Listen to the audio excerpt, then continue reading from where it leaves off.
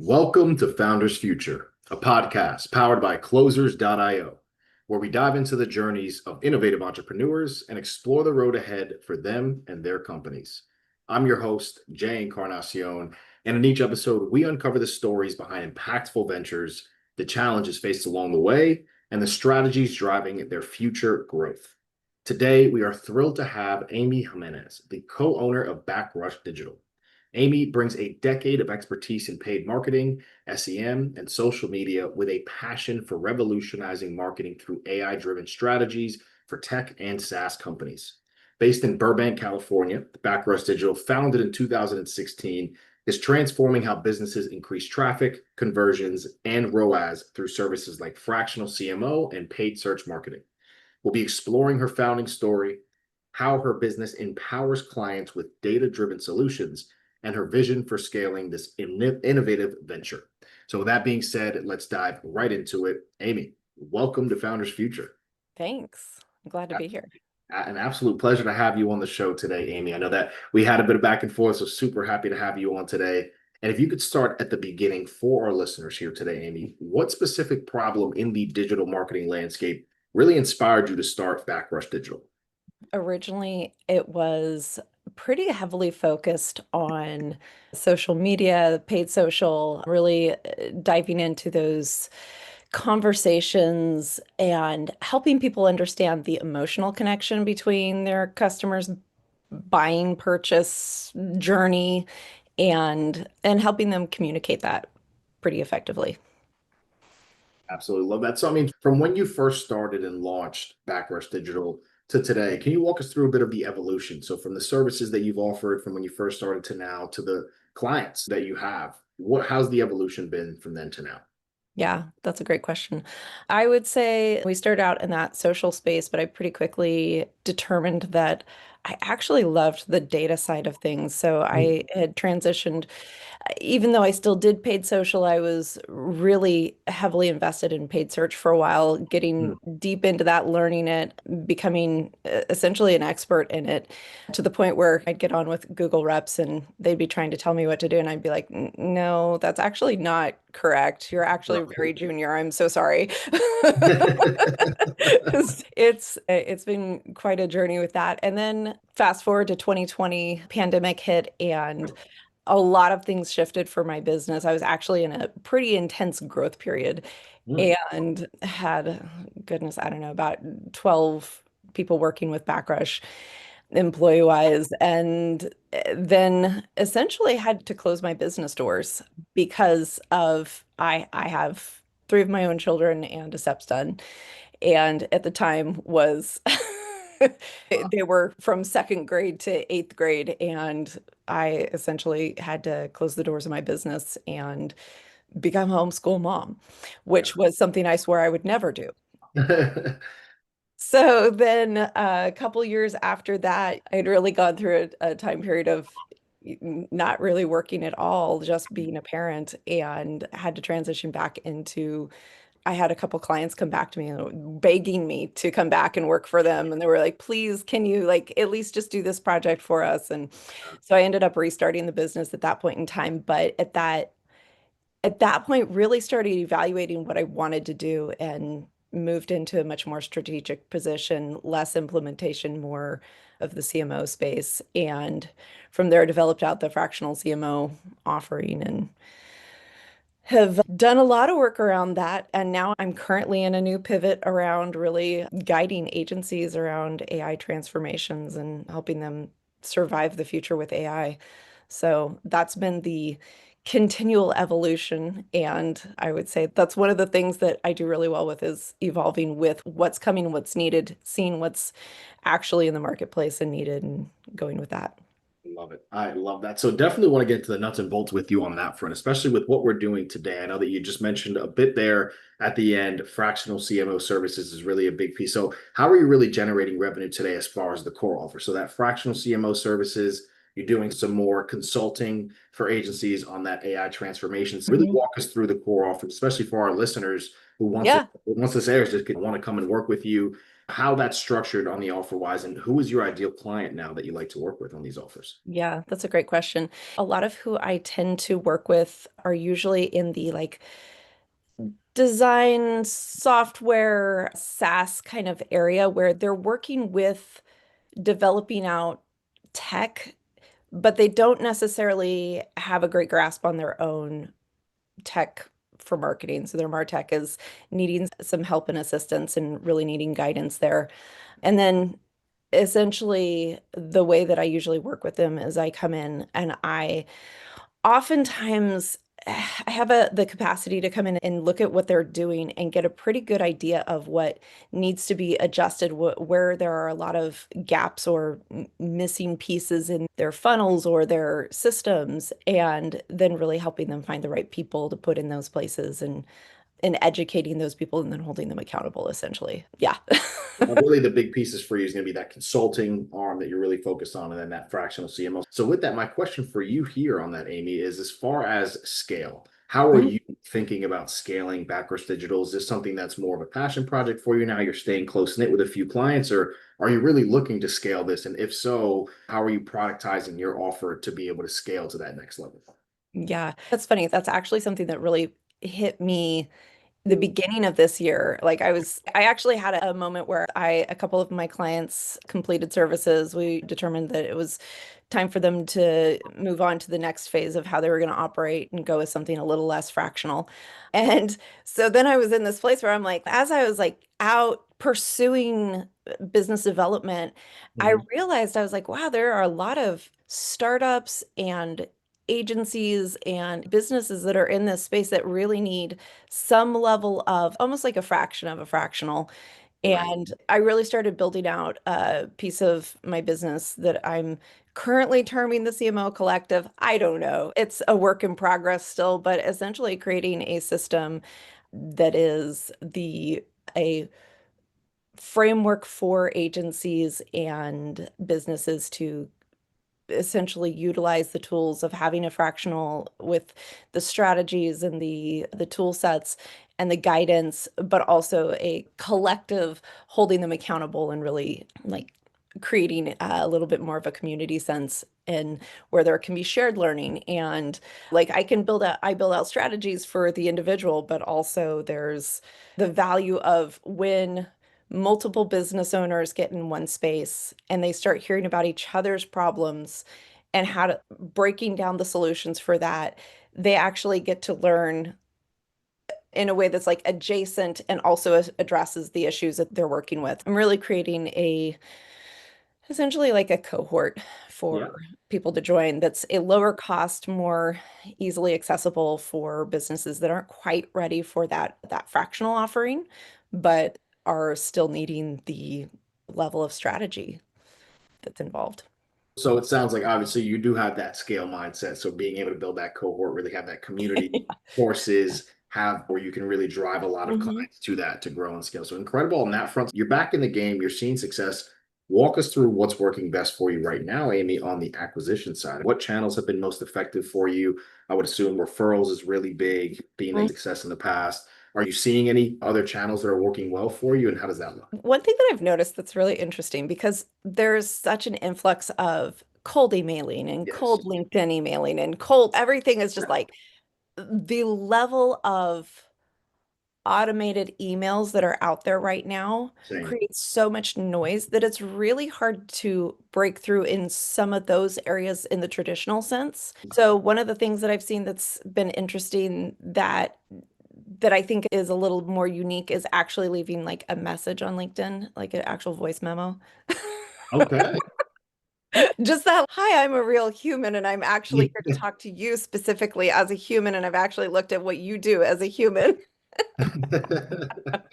And this is like a thing that's interesting because obviously, if you're looking for large numbers, it's not feasible.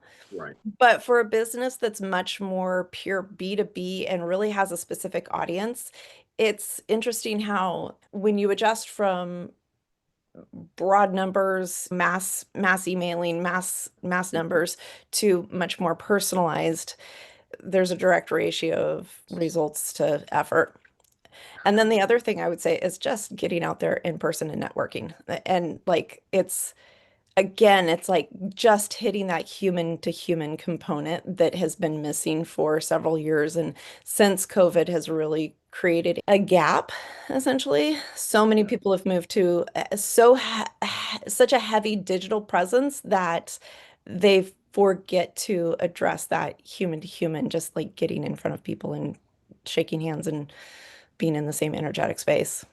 Absolutely. And I think that's the biggest piece, right? Is being able to get back to that, especially with Mhm. the advancement of technology and AI and where that's going. Still finding Yeah. the balance, right? We need that human connection to really be able to provide that quality. So, I couldn't agree more on that front. Amy, talk to me a bit about your thought process now with the idea of scaling and building out this cohort. Are you thinking Yeah. of adding more predictability in that lead gen side, maybe around ads and more around social Mhm. media? Where's your mindset on that front?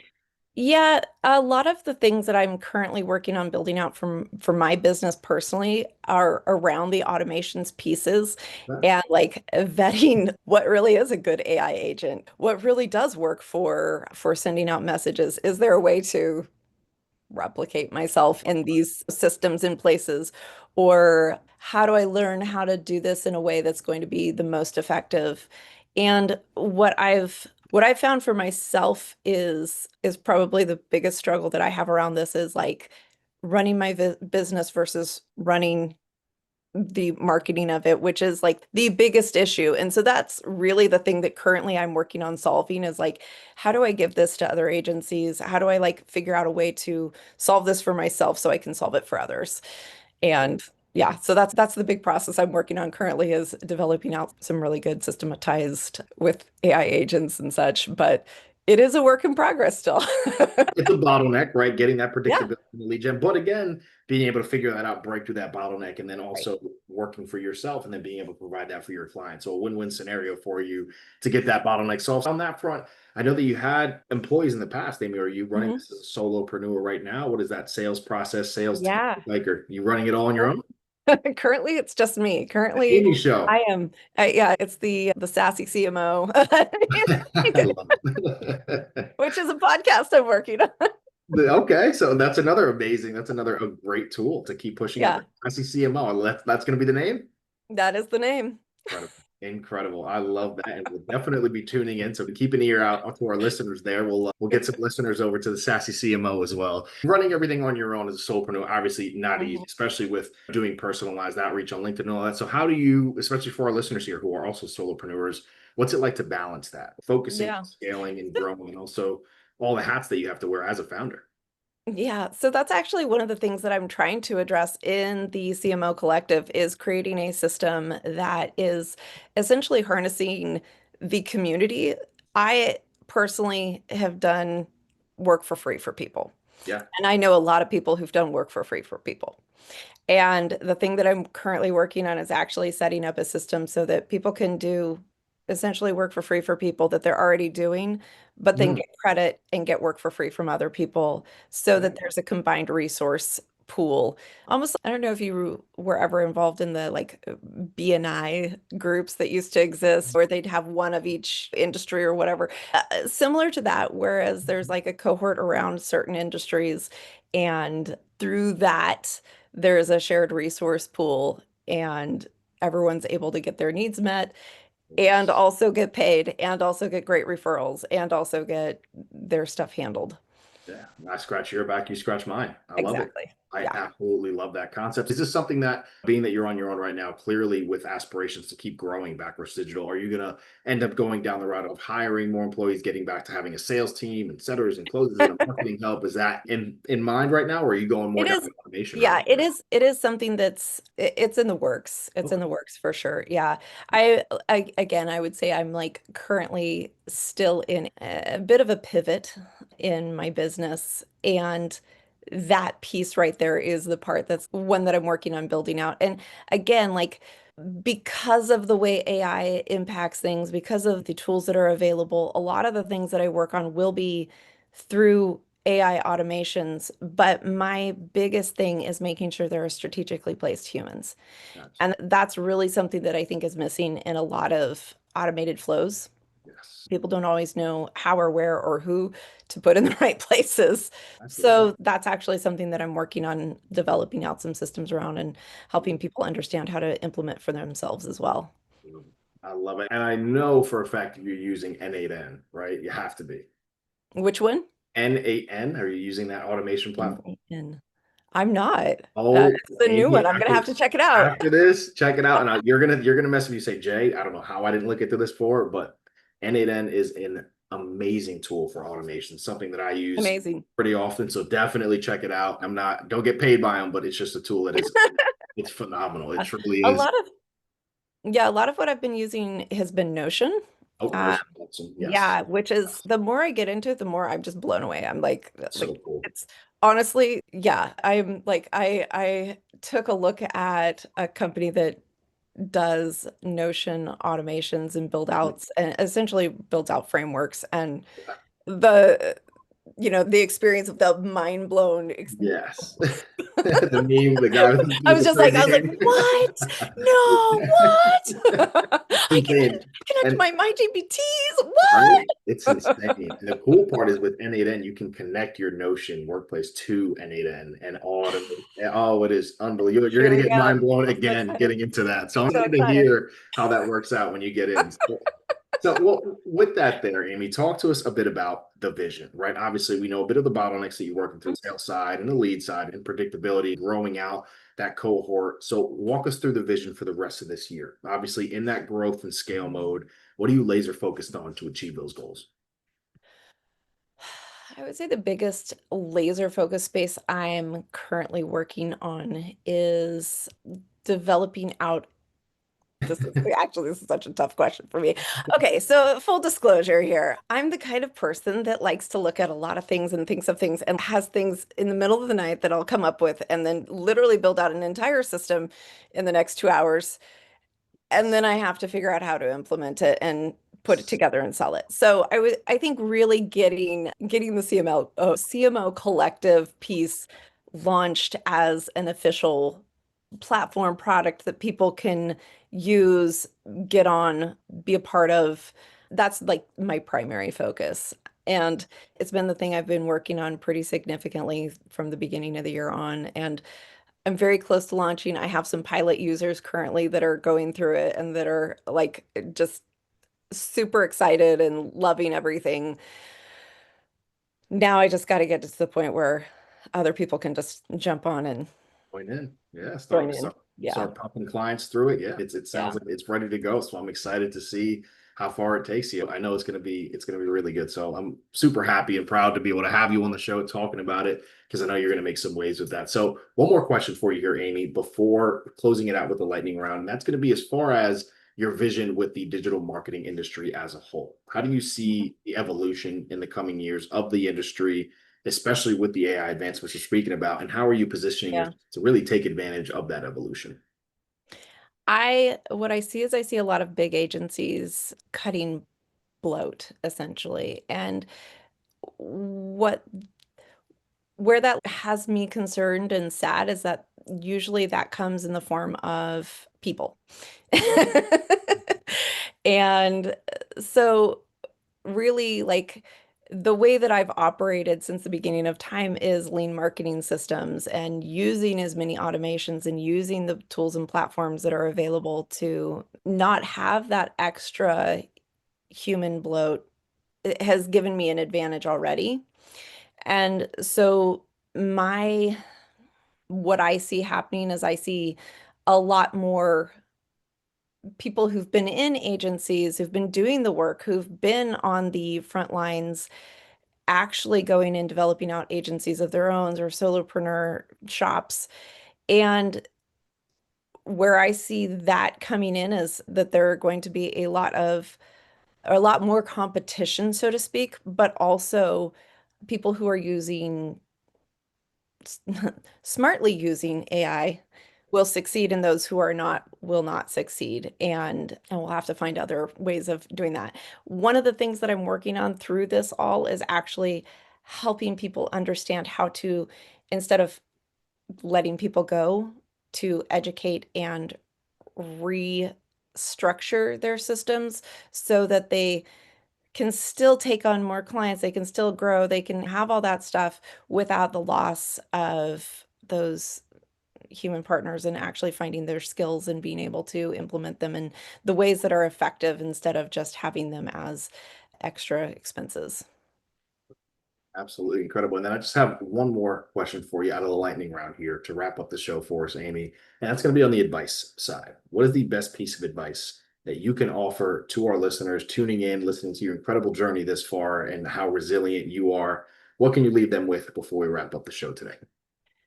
Someone once said something to me at the beginning of my journey with Backrush, and what they said was take what you learn and pivot. And I think that's probably the most important thing we can remember right now is that if what we're doing right now isn't working, take what we know already, learn from it, grow, and then figure out where it's going to be applied next and what the most valuable place is to implement it. I absolutely love that. With that right there, that is going to wrap up another inspiring episode of Founders Future. And Amy, truly, I cannot thank you enough. I'm so glad we were able to do the episode, having you on the show, sharing your amazing journey and sharing your insights. And clear as day, with your drive and your passion and your resilience, as I mentioned, you're going to do some incredible things. So it was an honor and a pleasure to have you on the show today. It was a phenomenal conversation. And to our listeners, if you enjoyed this episode, which I know so many of you have, don't forget to subscribe to Founders Future wherever you listen to your favorite podcast. And also don't forget to check out Backrush Digital at backrushdigital.com to learn more about their AI-driven marketing solutions. And also join that CMO Collective cohort. I know it's going to be a fantastic group to be a part of. And also for more resources and insights, you can visit us here at closers.io, where we are dedicated to helping businesses accelerate their growth. Until then, keep climbing, and we will see you on the next one.